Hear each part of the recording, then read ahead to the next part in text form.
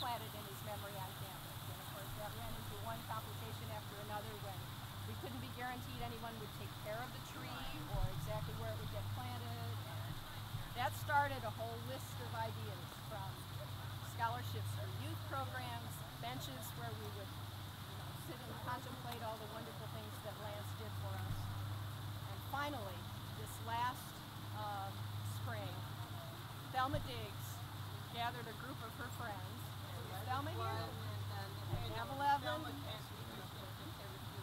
and Nate and Nathaniel and Vivian Wilson and Linda Kloss. Linda, you were part of that too, weren't you? I don't know. But there were several people who brought us to this place. Thelma had seen the article about pavers in the UDC magazine, and they did enough of the homework to know it was possible. And the board embraced their recommendation. Carol Ravenhorst did all of the concrete arrangements with the university, and we are delighted that Linda Clausen has offered to make a few remarks today while we're here. But I also wanted all of you, in case you have not met them, to know that we have Lori Blackman-Thompson with us today. Yay! Lori's assistant director of the Gerontology Center at Howard right now, working on a PhD. Worked with Lance for many years. Yeah. Also, a celebrity. Lance's nephew, Sean Maxey, is here with us today, too. Yeah. Thank you very much. Anyway, Linda, I'm going to turn this over to you to make a few remarks in tribute to Lance. Just a few remarks. And I do, the program from the funeral is here. So for any of you who don't know them afterwards, or maybe I can pass it around, you might want to look at this, except that you'll see a different person. Because this is a very business-like man. Huh? Well, I don't know if I can talk really loud, but I'll try. All right, in the middle. So anyway, I'll pass this around, but the real land that we knew had Rastafarian here, so big and beautiful and thick. And how he kept it neat all the time and always in different it was just amazing. But anyway, let me start in case any of you never saw him or got to know him at all.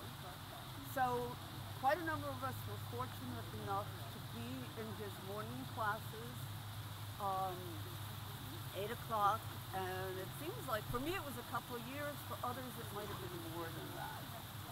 But everyone, you see, he had such good humor. He gave personalized attention when he taught. He was a student. He was a PhD student of gerontology, and he knew the physiology, and he knew what older people needed.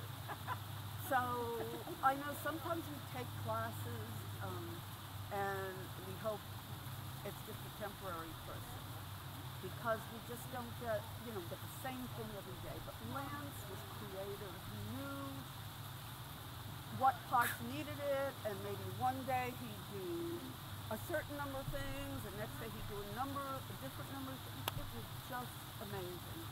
And then after class. After class was as good as the class.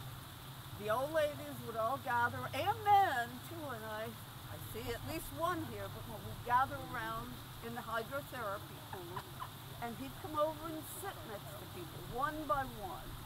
He would have a chatty the best thing that he did was tell us all about his family and his family business. He had family, I know from Chicago, I can't remember somewhere else, and he'd go visit often. And we'd hear the stories and the restaurants and the care that everyone gave each other, and it was a sign of a beautiful person. It just felt good. So one thing I have to say that I thought was funny, and people in the class that always gave me a laugh, I always came late. And, I always came late. All right. Yes, Linda. And Lance sashay in, and Lance would look and say, "Oh, so it's Monday. Here's Linda. She's early for Wednesday." And he said that quite a number of times. You know, but I go at 12 now, so now I can be on time. All right. Of course, we were all devastated when we heard of his illness. He just, in class, he came to class. One day he said, "Oh, I have a doctor's appointment tomorrow." He had a pain in his knee. And then the next day he came, he wasn't supposed to come, but anyway, the doctor had canceled because he had an emergency. And the next thing you know, you hear he's not back, he's in the hospital. And I don't know how many weeks later, but it was weeks, it was not months. He died of acute myeloid leukemia.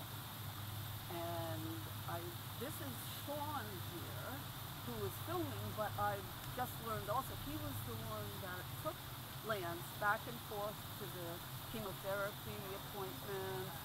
And he also took him, once he got settled and he had a port in his arm, Lance took him to the pool, to the Wilson pool, and of course I was late that day, but I walked in, and there was this beautiful black man with no hair standing in the pool. And I said, "Oh," to myself, "we got a new person." Well, he turned his head and I knew it was Lance. Well, he came to be with us, and that was the last time, because not that long thereafter, he was in the hospital. I think by the time I went, stood outside the hospital, bought flowers, and then I found out he wasn't there anymore. So anyway, it's not anyway, it's just, you know, the visit had given us hope, but the hope didn't happen. So Lance, you are thought of often and by many, and this is just a small tribute. Don't step on it. This is just a small tribute to what you deserve. And I think the thing that I'm most sorry about is that he was a PhD candidate. And he died before he could even complete what I think it was a small amount of work left to do that. And that itself is terrible, but what is most awful is that he's gone. So I just wanted, there's a little poem I came across, just going to read it. Anonymous. Don't think of him as gone away. His journey's just begun. Life holds so many facets. This earth is only one. Just think of him as resting from the sorrows and the tears in a place of warmth and comfort where there are no days and years. Think how we must be wishing that we could know today how nothing but our sadness can really pass away, and think of him as living in the hearts of those he touched. For nothing, love, is ever lost, and he was loved so much.